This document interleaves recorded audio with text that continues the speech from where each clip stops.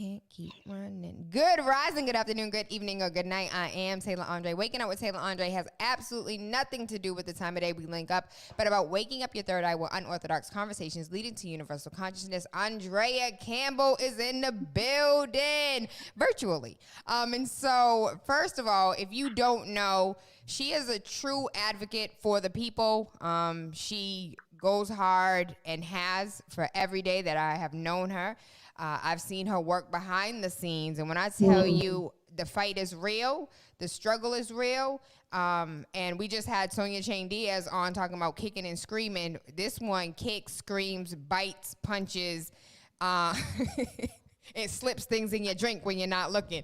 She is a real, like, when it comes to the work, she is for the work, the actual, the hard stuff that nobody else wants to do, the shoveling of the ish, she does it. And so I thank her for all that she has done, all that I've seen her do. And if you truly knew what she was doing, because not everything need to be public, and so there's a lot of things happening behind the scenes that not a lot of people know about, nor do they need to know about. Just know that what happens in these streets doesn't need to be public facing, but there's work being done.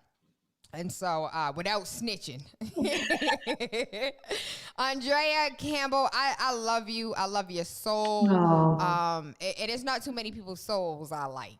You know, you like people as people, but their soul is a different story. But I love your soul. I love your spirit. And you have so much to offer to us. And so I can't wait to see you, you know, kick, scream, bite, fight, and everything else when it comes to this mayoral race, because we definitely have a dog in the fight. And what made you throw your hat in a ring?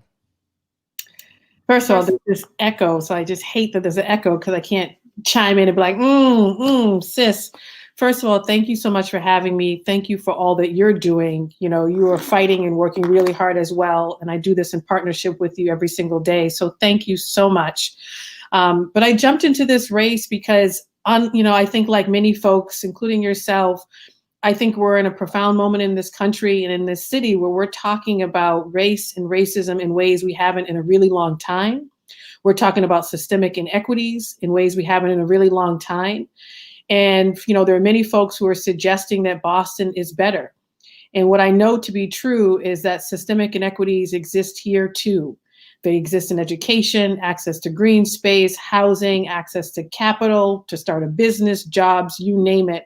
And so I jumped in the race to say, if we want to change the systemic inequities that exist in the city of Boston, we have to confront our own painful history when it comes to race and racism, do the necessary work of dismantling systems that perpetuate inequities, and finally eradicate them. But to do that, we need leadership that not only understands those inequities, but it has lived them. And you know my story, born and raised in the city of Boston. I'm a BPS kid. I have a painful, painful story. But, I never in a million years would have thought that this would be the work that I would be able to do. So I'm turning pain into purpose. And those lived experiences, I've been exposed to probably every iniquity you can imagine. And so I jumped into this mayor's race to say, this is our moment in time to be able to make a difference and to ensure that every person who lives in the city of Boston, regardless of their race, ethnicity, zip code, has the same access to the same opportunity I had growing up here. And of course, to the same resources that everyone else takes for granted in the city of Boston.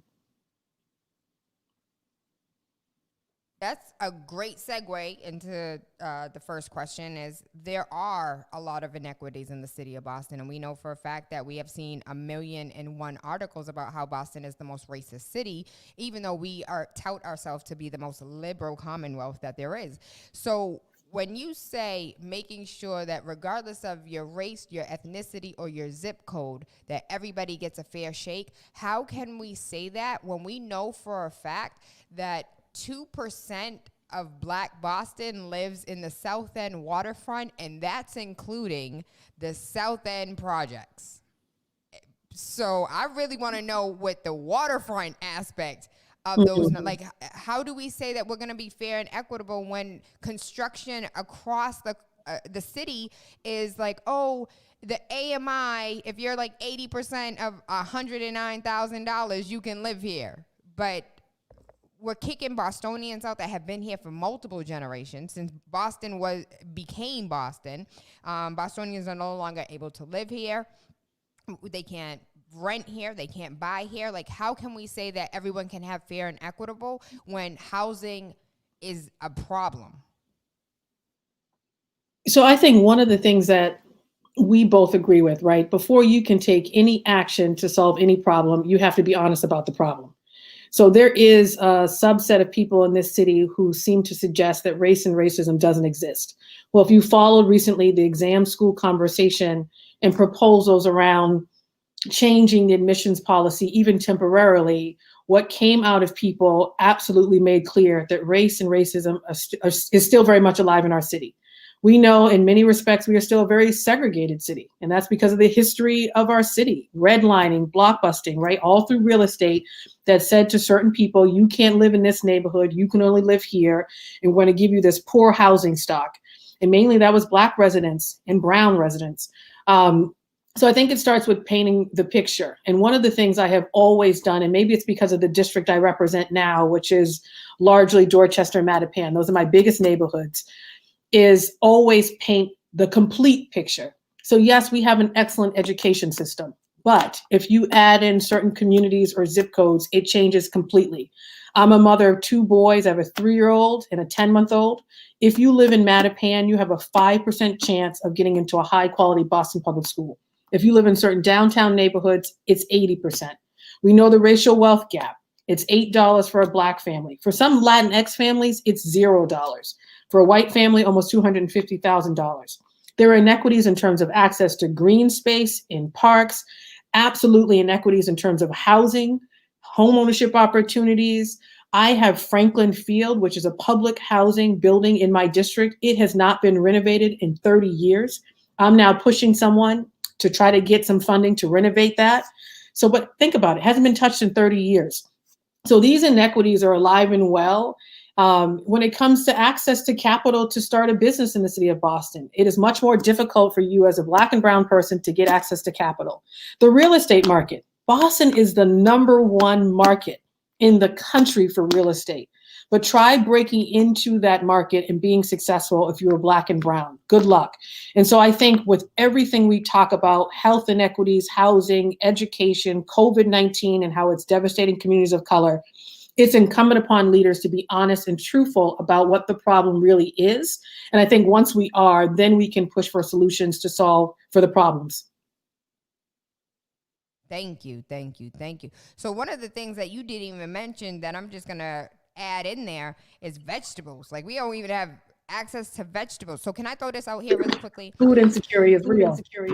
So one of the questions that came up is like, what can we do? Or like, what would you like to see? I would like to see like a farmer's market. So we have the farmer's market downtown across the street from City Hall. Why don't we have something like that here in Roxbury, here in Mattapan? I would love to go to like a farmer's market type situation because it's open right now. They're still letting people in there. People are still getting like the cow that was killed yesterday. You can go get you some pork shoulder that was killed. We have good markets.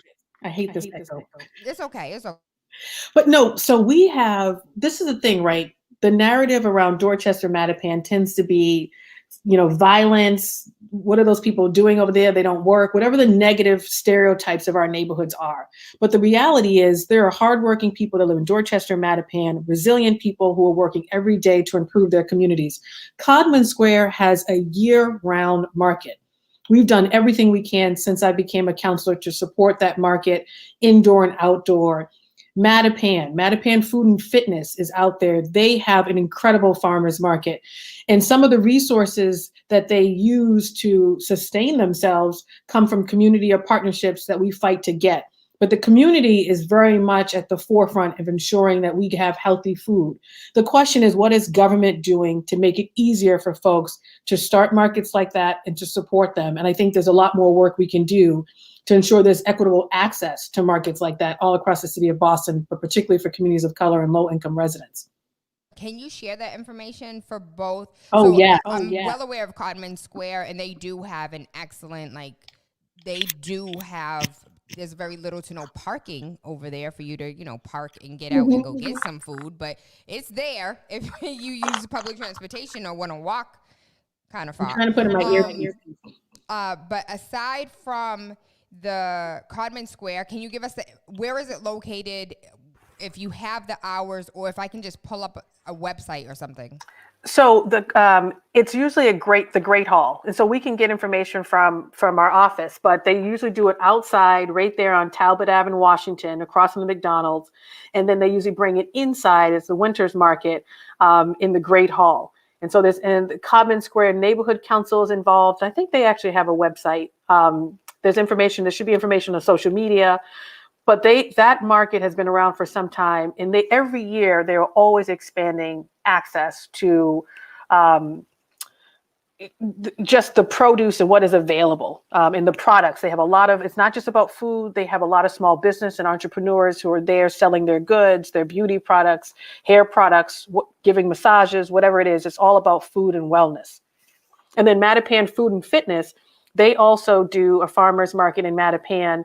Obviously, in the midst of COVID-19, it's a little bit more challenging to have these things, but everyone's trying to be as creative as they can.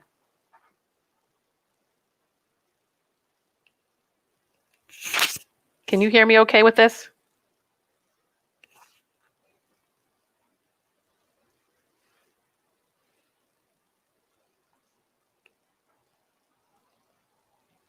Oh, I think you froze to me, Tayla.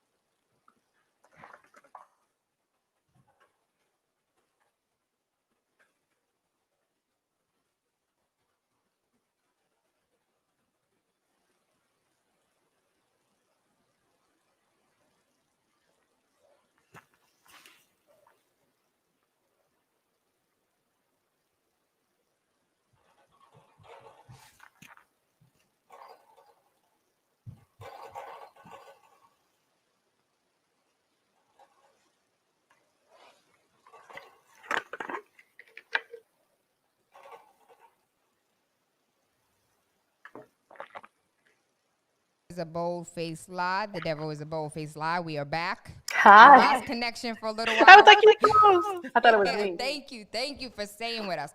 And so one of the listeners said that she'll put us in contact. And Andrea said that she'll go ahead and give us the information as well. And so just keep it locked. Stay tuned. I'll make sure that we have all of the links. And I remember going to Common Square last year before like COVID hit, and they did have like fresh chickens that were killed 2 days ago. They had honey, and there's a complete difference when you purchase locally versus purchasing in the store. There is a difference financially, but there's also a difference in taste and nutrients. And if you've ever been outside of the country and had real food, all you had to do was eat one time and you were full for the day, because it's so nutrient heavy that you're not over there starving yourself with empty calories. And I'll just say why I love my residents in Common Square. They have, the very people who are living the problems, they have the solutions, right? And the folks in Codman Square have been at this for a really long time, for decades. And it's not only about good food, it's about wellness, and not just for their individual selves and their families, but for the community. They are at the forefront when it comes to smoke-free housing. They're at the forefront when it comes to building housing that, adopts to the green economy and addresses issues of climate change through an environmental way with any new developments coming into the community. They are at the forefront in pushing for entrepreneurs and small business owners to have a place and a space. They often have folks come in and talk about what they might be doing in their homes and how might they then go into the community to scale that up, to reach more people, and of course, to grow their business. So very innovative work happening on the ground. Of course, it often doesn't get the attention it deserves. And if anything, we as government leaders need to see this as the solutions. And how do we partner with our residents? How do we lift up their work? How do we resource their work? How do we scale it up? And so I always want to give credit to my residents on the ground, including in Mattapan where I live. There's a lot of great things going on to ensure people are active, they're out biking, they're getting exercise, and they're taking care of themselves. Even in the midst of the pandemic, these residents are stepping up.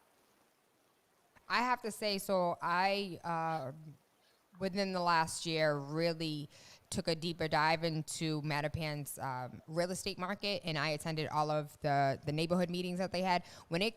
Mattapan shows up and shows out, and I really feel like that's the reason why Mattapan hasn't been gentrified like Roxbury or like Dorchester, is because Mattapan's going to come out and tell you, no, you're not doing this. And even though I'm not saying that Roxbury has not, or Dorchester has not, but I don't know what is going on in Mattapan, because when Dorchester said no, the city still did it.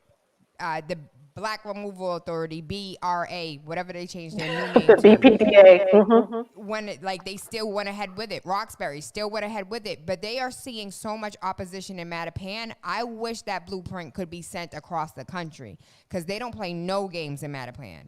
I love living Mattapan. I mean, I love it. And, you know, people don't recognize there's a lot of homeowners here, very diverse communities, very rich and robust immigrant communities. Everyone plays a role here. And if anything, it's how do we do it in a less siloed way? So you have residents who are coming together not only to support one another in the midst of this pandemic and to take care of each other, but they're getting organized. You know, Mattapan Food and Fitness just held this incredible transportation conversation about transit justice.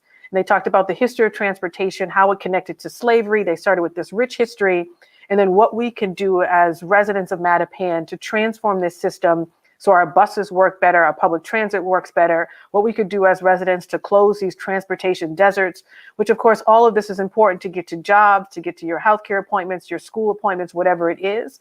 There was also meetings with respect to home ownership. How do we keep our people in their homes? Or seniors who want to downsize but stay in the community, how do they transition their homes to a family? That's how my husband and I found our house. There was a woman who lived in Mattapan for almost 45 years. She walked the neighborhood and she says, I want my family to go to a family. And I'm going to set a fair price. And we went through a process. She sort of found me because my parents are across the street.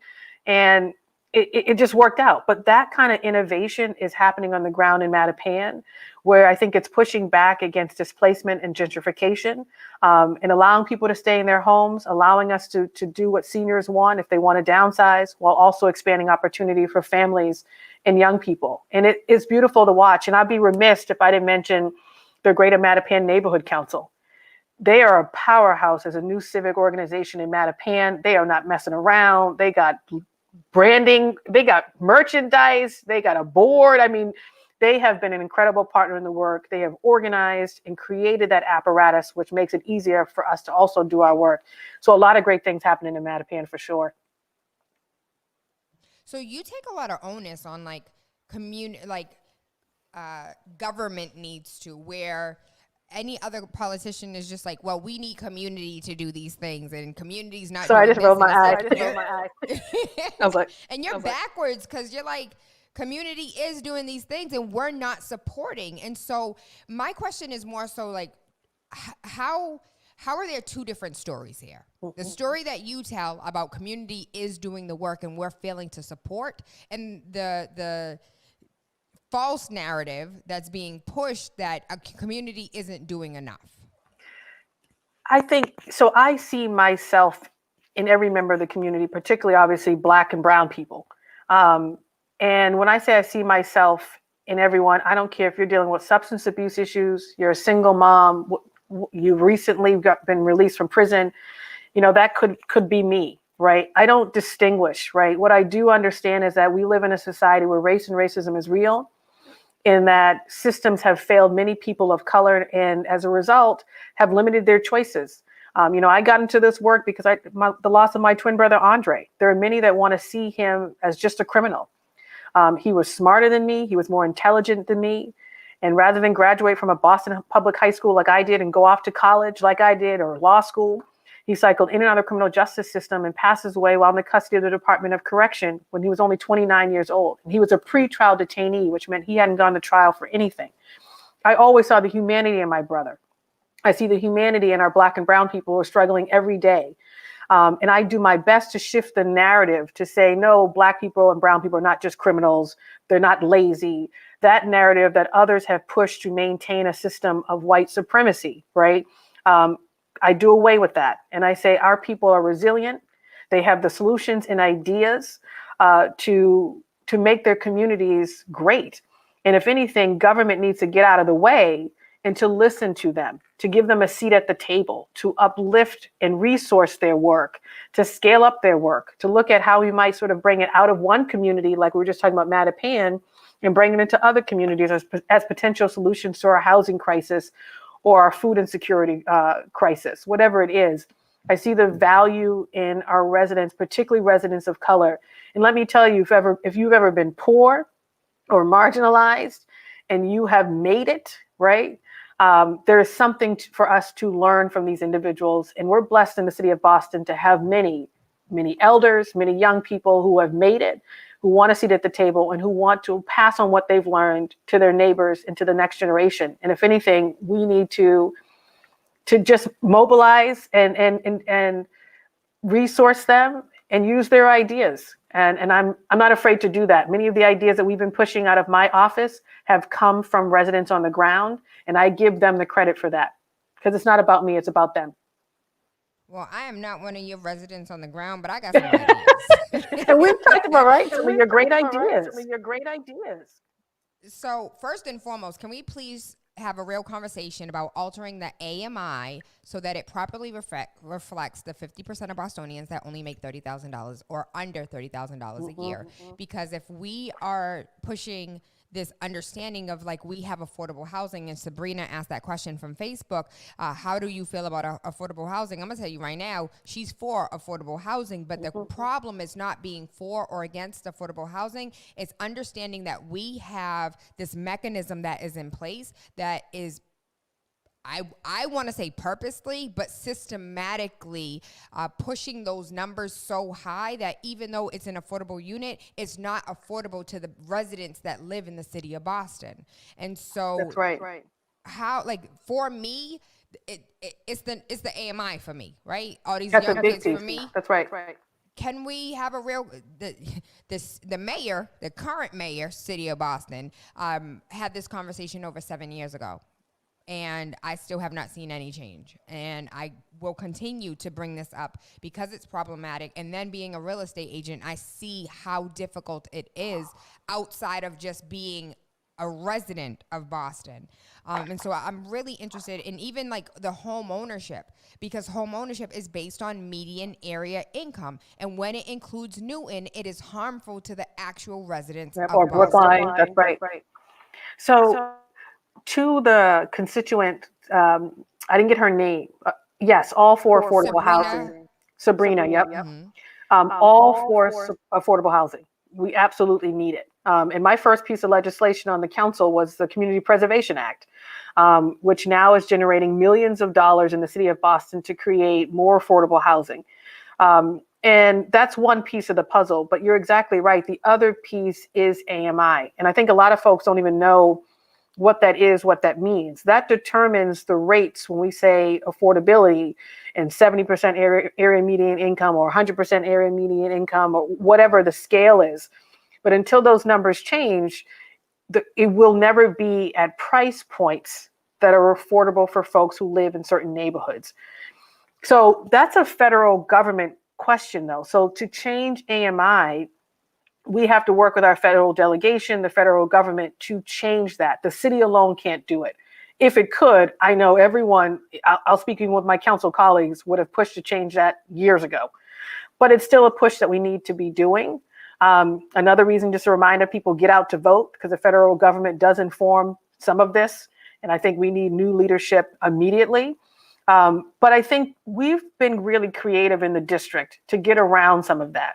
You know, I just mentioned this whole, elders who want to downsize, who are willing to sell their homes to families and folks in the community and who are from the community at a price point they can afford. That's some innovative stuff happening on the ground that is allowing folks who normally would not be able to buy a home to be able to buy a home. And we know what that means for that individual. It builds their wealth and it builds the wealth for a community, closing the racial wealth gap.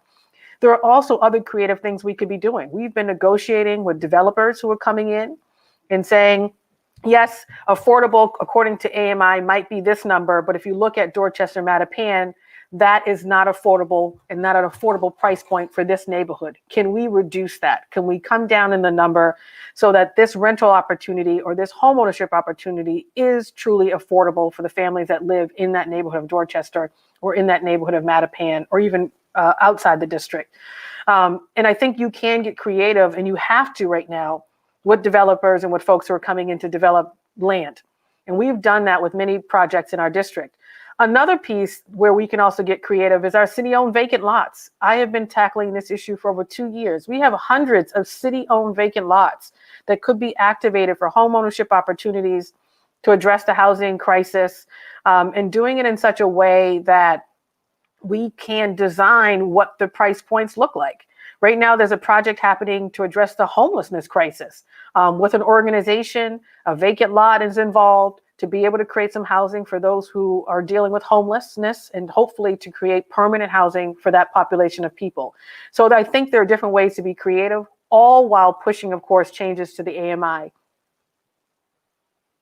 One of the things that I would also like to add, but without beating a dead horse, is the contractors and developers have been extremely creative when it comes to. Oh, did I lose you again?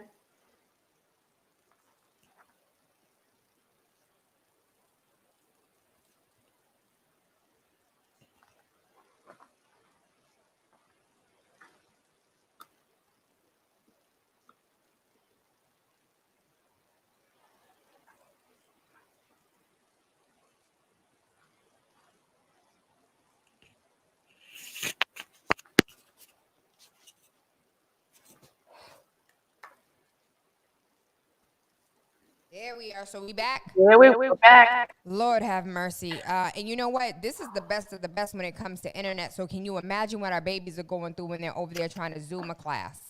And we have the digital best internet, divide and is it's real. just me. The digital divide is real. We got families right now who are not receiving any education whatsoever because of that. And it's shameful. So what I was saying before we disconnected is I'm really annoyed at a 2-bedroom for $5,000 in the waterfront with the affordable rent for a 2-bedroom being $3,200.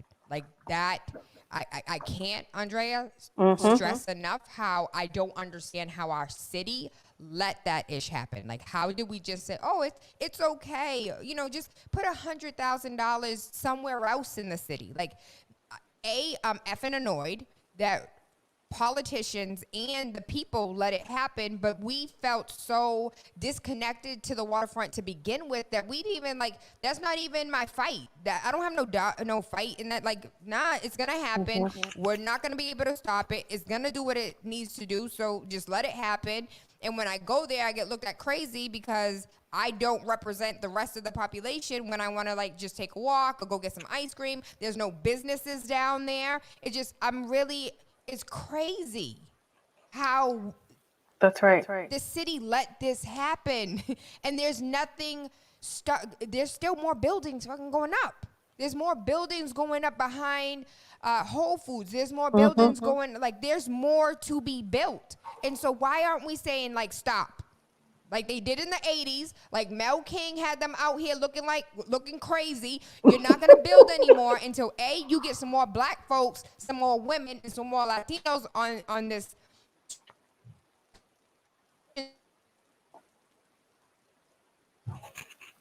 Oh, you froze again. And I'm like, yes, yes, and yes.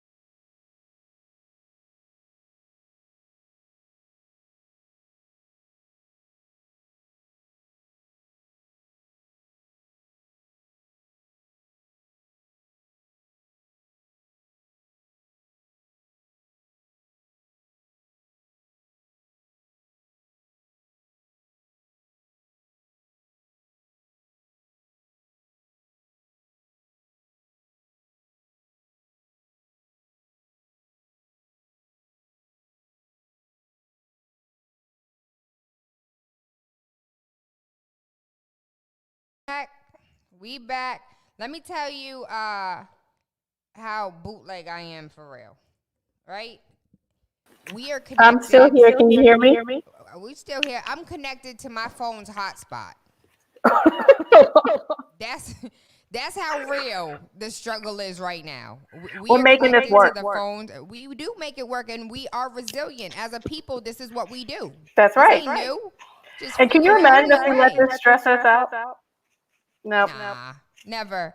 That's right. I was going on my soapbox rampage about how annoyed I am about the waterfront and how, there's buildings going up and people not moving into them that can actually stay in Boston, who wants to stay in Boston.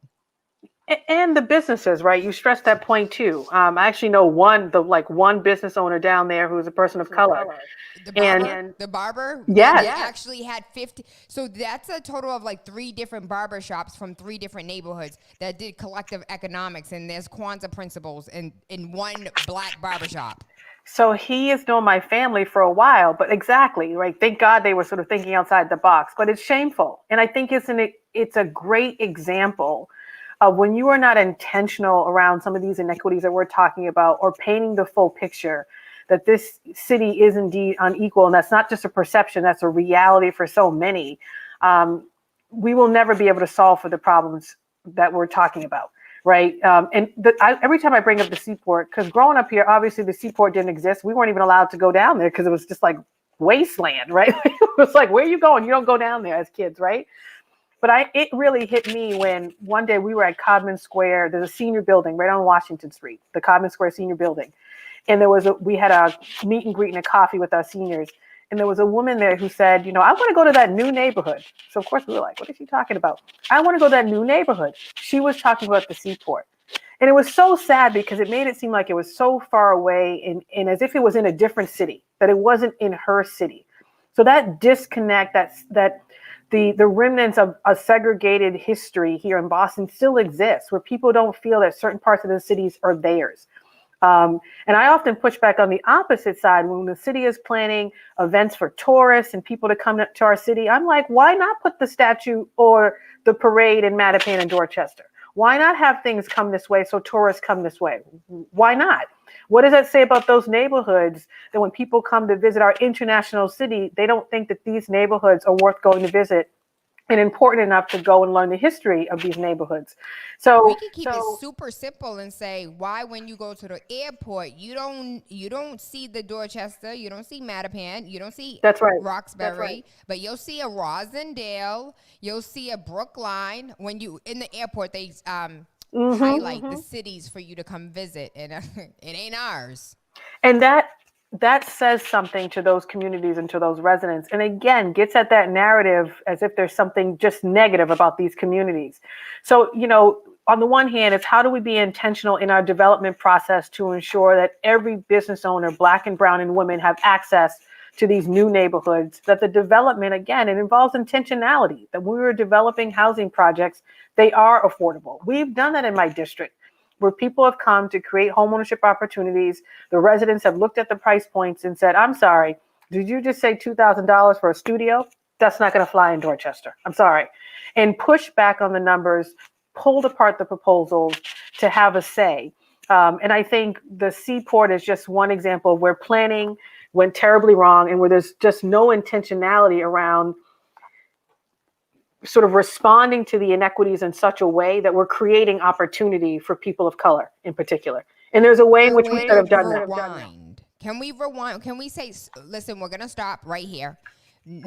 Building moving forward, we're doing something different. So we've let this go on for too long. Now is the time we have to make some changes. I'm sorry, it's changed.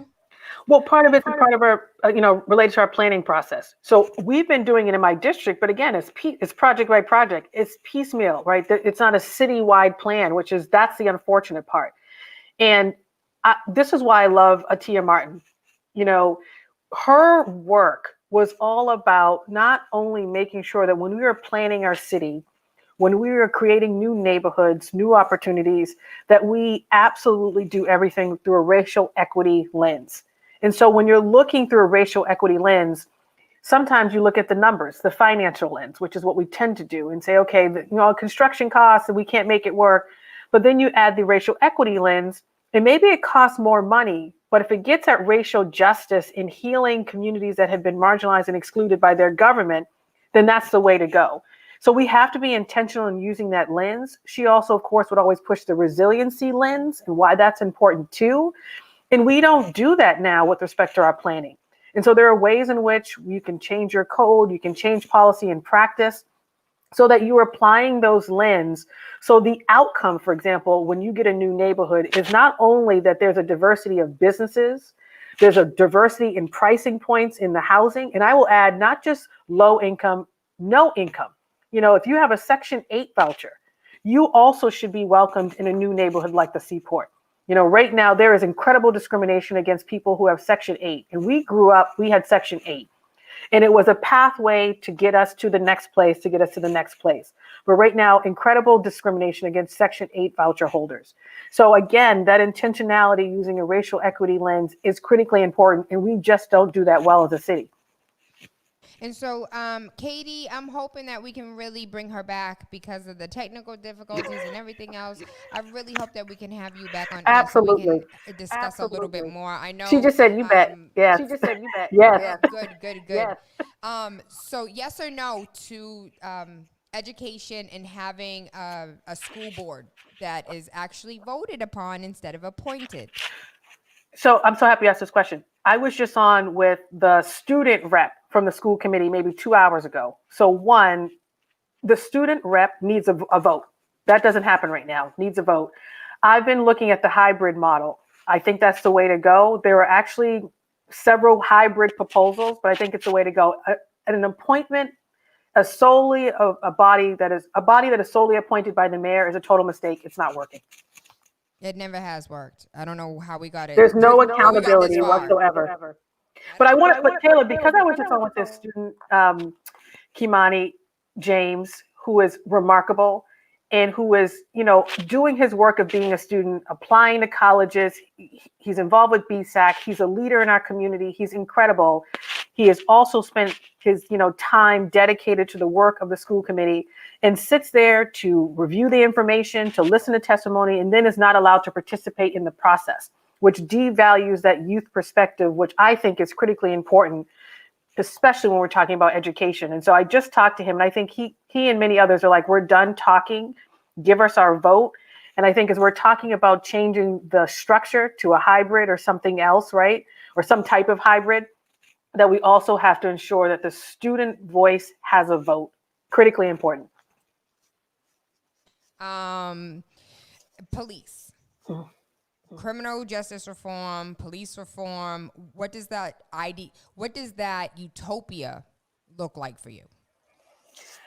So it involves creating more transparency, diversity, and accountability, which doesn't really exist right now. So transparency, I have said for years, even before we got to this moment where everyone was talking about police reform because of what happened to George Floyd and Breonna Taylor and Ahmaud Arbery, this has been a conversation for decades, even before I got on the council. And when I got to the council, I was continuing the conversations of advocates, frankly, and even my council predecessor, Councilor Yancey. Transparency, there should be a dashboard where you can see the stop and frisk data in real time. You can see where we spend our money. You can see where the cameras are in the city of Boston. You shouldn't have to request it. I had to subpoena some of that data from our own police department. If we are not more transparent, we will not know the nature and scope of the problem. In the recent data that we got, literally showed that the police stops from last year, over 70% of the stops were Black residents, even though they only make up a quarter of the population. And that these disparities have actually gotten worse, not better. And I've been telling folks in the department, if we don't know the problem, we can't then solve for it. Diversity, we got a lot of men, white men, who are serving leadership roles in our police department. The major bureaus, and this is something that is not talked about, the major bureaus in our police department that oversee the major divisions and our captains and everything down below, all overseen by white men. We need diversity in leadership at the top. We need to make it easier for men and people of color who dream of these jobs. And we have a lot of young people who grew up in the city of Boston. This is what they want to do. Stop complaining. You guys have a Black What's his name? You guys got a black commissioner. You guys Oh, got a stop. black DE district attorney. What else do you want? Your president was black. We give you everything, and you guys are so ungrateful. Okay, God bless you. But that leadership piece is so key, and diversity piece. Like, I know young people who dream of getting on the job. Good for them, and who are from the city of Boston. And it's very difficult. And I put out a report, I think it was 2.5 years ago, pushing for changes to that department that gathered dust. And I'm like, yeah, I put it out 2.5 years ago. Let's do it now. But the piece that is lost is those bureaus that oversee so much of the activity overseen by white men. And that's, I think, speaks volumes to all of our departments, whether it's Boston Water and Sewer and complaints around discrimination in that department and other departments. There are many departments right now that where the diversity we're looking for and that is comparable to the demographics of the city of Boston just doesn't exist. Big issue. And then accountability. Let's pass the Civilian Review Board ordinance. I know the mayor came out and said he's for it. I'm like, great. Can we get it passed before the end of the year? So we're pushing. It's one thing to say you're for it. It's another thing to say, I'm now signing the legislation. And so we've been going back and forth to push this. Again, another topic that's been talked about for years. We need to get it done. Well done, better than well said, in the words of Shania. So really quickly, the new ordinance that the mayor came out about the hiring practices about police. And so I want to be clear that it's not just police, it's the firefighters, it's the MBTA police, it's the EMS, all of all them. public safety agencies. Yes, They need work.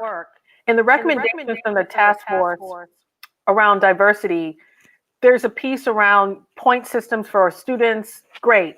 That's not enough.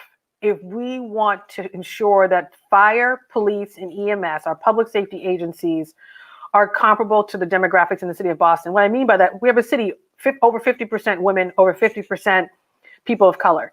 Our departments are far behind that. And so we need drastic changes. 73% as far as the firefighters, 79% as far as MBTA police, all white males. And I know recently there was like some change to the ordinance that the mayor did, but it still allows a veteran from Minnesota to have first preference over a black Boston man that got a 95%. Because That's right. he got a 95% but wasn't a veteran, the veteran from Minnesota gets first preference. So that is a problem. You guys know I have veterans on both sides of the family. My daddy is a veteran. My granddaddy's a veteran, so I hold veterans near and dear to my heart. But at the same time, you from Minnesota, baby, should not have first preference over our Bostonians. Period. The other thing that I wanted to mention to you was recently the mayor came out and was talking about like how important it is for Bostonians to understand home ownership and how important it is for them to understand like their credit. And I, shameless plug, wrote a book about both. And have reached out and like, listen, like, is there a way that we can do some type of partnerships? I've been working hard to try and get the book inside of the library so it could be free to residents. And Andrea, I need help, and I'm not afraid to ask for it anymore. No, first of all, you need to send that to us. And yes, so to start, it's so funny. When I door knocked in my first campaign, there was this Nigerian couple that literally was like, here you go. They had written a book on financial literacy. This is what they do. And they gave us free copies to hand to our residents. So I know in our district, you have civic leaders who are always looking for any information, if it's free, or at least for folks to come and present and say, I'm selling it, whatever it is. If it's useful to their neighbors and helping them build their wealth, critically important, particularly during this time when people are suffering financially. Yes, yes, and yes. And I have found when trying to create partnerships, whether it's with BPS or the library, I typically go to those department heads to make it happen. So let's continue the conversation. There's a lot of red tape. Another reason I'm running is to get rid of a lot of the red tape that gets in the way of expanding access to the information that currently exists for our residents, but who have no clue. So yes, let's continue that. And I know you've done a lot of work in this space, and including in the real estate space. I mean, I don't think people know all that you do. Exactly. I can't wait to have you back because I do want to further this conversation and we'll be fair to all candidates so they can speak their piece as well. But I really do have a lot of hope I do. Like, I'm Obama right now. I have a lot of hope, and I am Just got goosebumps. tired and ready to see change. And so I thank you. I love you so much. I I love you appreciate too. you. Kicking, screaming, biting, fighting. She's for all of it.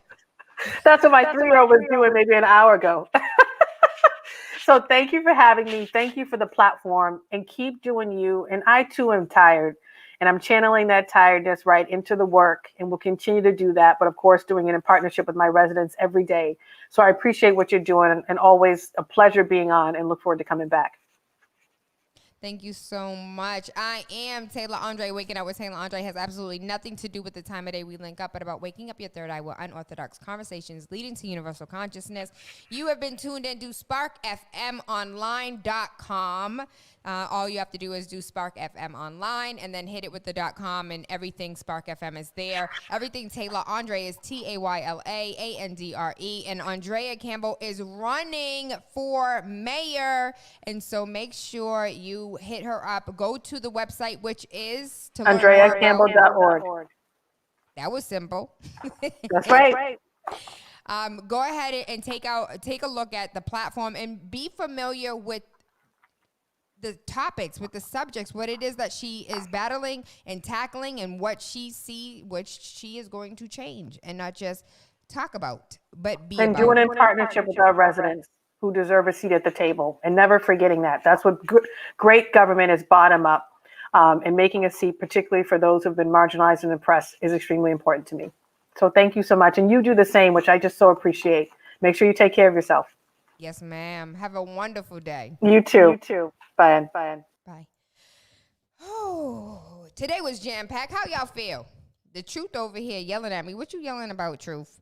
Once you start asking questions about life, will open up your third eye, because most folks today are asleep, just going with the flow. But wake up and really think. Everything is fake. I know, Truth.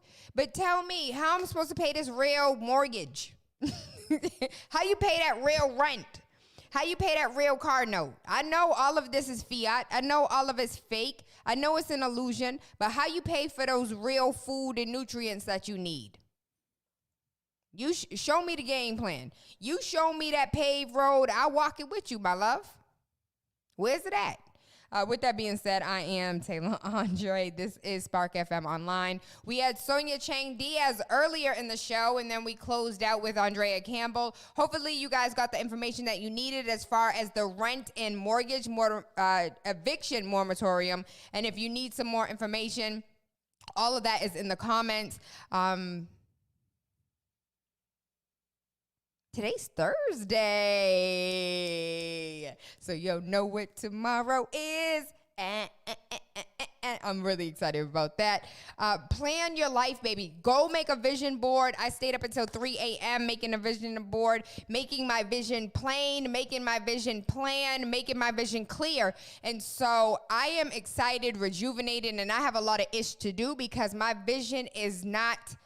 I have laser focus right now, and that laser focus is to make sure that my people are all the way up, not just halfway up. Not when I call Lenari's name and he's like, I'm up, and 20 minutes later, a teacher want to send me a text message talking about your son's not in class. I need you up, feet on the floor, get up, go brush your teeth. That's how I need my people all day, every day. And so Kwanzaa principles, Monday through Sunday, actually technically Sunday through Saturday, if you want to have a real conversation. I thank you. I love you. I appreciate you. I hope you have an amazing day. Mwah.